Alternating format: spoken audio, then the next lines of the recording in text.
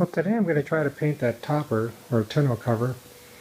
I got a pretty good deal on it. Of course, I've got a gray truck, and this is white, so I need to paint this to hopefully match a little bit better.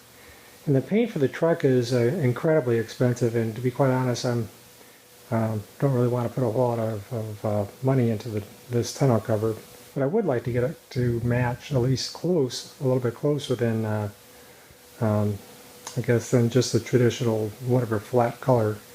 So what I've done is tried to mix a couple different types of paint. I'm trying to get that smoke gray color, and so I've got the aluminum and I've got the gloss black, and I've done several different mixings and mix ratios, and it looks like it's not too far on off. So I've actually had a number of different samples right here, and the most recent here, of course, this is my truck. The most recent is right there in the corner, so it's not too far on off. I'm going to go ahead and try painting this and see what it looks like here. Hopefully I've got it pretty darn close as far as color match, and we'll see how close it is in the end here. And I'm also going to throw a little bit of clear on top of it, and I've got some off-brand clear. I don't know if it's going to work or not, but we'll give it a try. And to be quite honest, if it turns out that it's not what I'm not happy at the end, well, no big deal. I'll just go ahead and sand everything down and paint it again to another color. So that's it. One other thing, I'm using this cheap,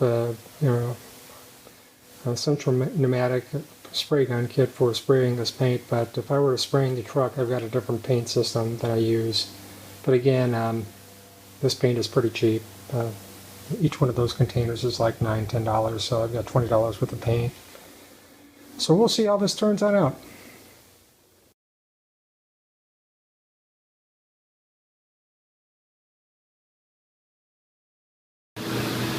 Well, the first time around when I painted this, it didn't work out so great, so I'm going to try changing a couple things. Of course, when I sanded it all down again, the primary problem that I had was that I couldn't get the paint to lay down, and it wanted to separate, and if I put it on really thick with the reducer, it just didn't do a very good job. So I've changed my reducer, and I'm going to let's see how this works. Also going to change up a little bit about how I mix up the paints, and again we'll see if we get any sort of a improvement in the way that this paint lays down. And I'm going to be using the Rustoleum black, gloss black with the aluminum paint. Again, both of these are Rustoleum brands. So, and if you mix those at the right ratios, you can get it to match pretty close to the smoke gray or the Ford metallic color. So we'll see how this works. This is hopefully the second time we'll do the trick. So that's it. So a quick shot of the paint that I'm going to be using. It's roughly 1 part of the aluminum to 5 parts of the gloss black, and you should pretty darn closely match what you need as far as if you got that smoke or metallic gray. So we'll see how this works, and hopefully the second time will result in a successful outcome. Well, just a quick little update. I'm just starting to sand the clear on this. The clear is sanding all right. It's like I say, this clear is actually probably about 15 years old, and it's enamel, but it's not too bad. I did get a little bit of orange peel on the base coat, really the Rustoleum paint that I had mixed, the 2 parts, and the clear went on really well. It's just that base coat that I had all sorts of trouble with. So I'm actually starting off with a little bit more of an aggressive grit, starting off with 800 grit, which is kind of a little bit on the extreme side, but again, I'm not too worried about how if I have minor scratches on this when I finally polish it on out. But it just takes time.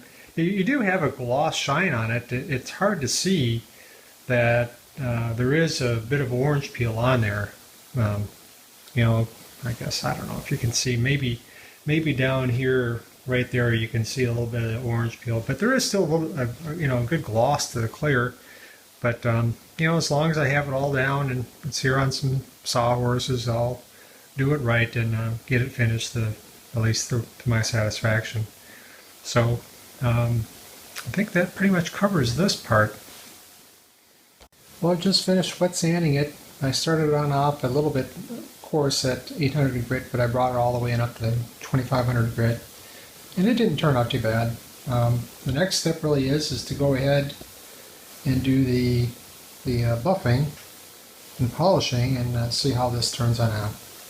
So I think that's pretty much all I need to shoot for this particular part of it, but so far so good. Well, I just finished buffing this on out, and it didn't turn out too bad. I guess if I could move the camera here. There's a little bit of a gloss to it.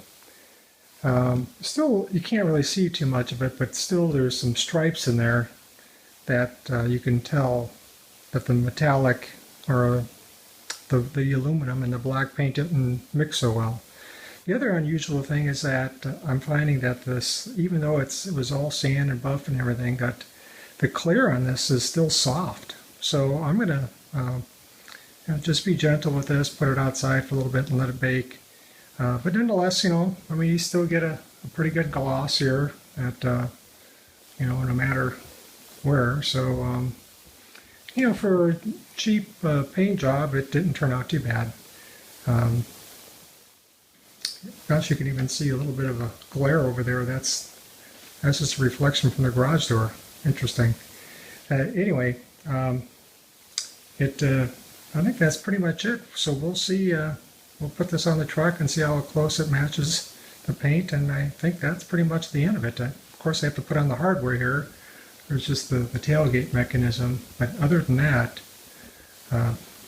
it's pretty much done. So that's it. Well, you can tell, here's the finished product, and it's just a shade lighter than I would like it to be. You can, just a little bit of difference, but some of the lighting too is, if you look at the top of the cab, it's a little bit brighter on the top as compared to the bottom. But nonetheless, there is a shade difference. And the interesting thing is that I used a quart can of gloss black with the gray, found the mix ratio, and I had it identical to the color of the pickup. And I bought a gallon of the gloss black because it's used like a 5-to-1 ratio. Mixed up the same ratio that I found in my initial blend study, and I didn't check it. I should have, because again, you can see there's a slight lighter color there. So bottom line is for the tonneau cover, I didn't really want to spend a lot of money on it. The paint on the truck itself is chroma base with a clear. It's all DuPont, and I tell you what, that stuff is pretty pricey. So for the tonneau cover, all I was looking for is just something closely to match the color, and it's not too bad. I put clear on the top of it, buffed it on out, and I guess it's close enough.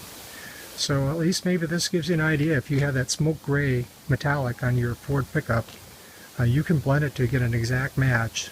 And key is that buy a gallon and then get the aluminum color, mix it 5-to-1. Looks like I should have went a little bit more black to get that spot on, and you can get pretty darn close. And the hardest part really is to get this so that the aluminum and the black mix. Had a dickens of a time getting that to flow right. And if you look close, you'll see that there are areas where there's more aluminum than black and vice versa. So it's just a matter of just having it not properly dispersing when you add the thinner. In this case, I use xylene. So that pretty much covers it. I hope you enjoyed it. Thanks, son.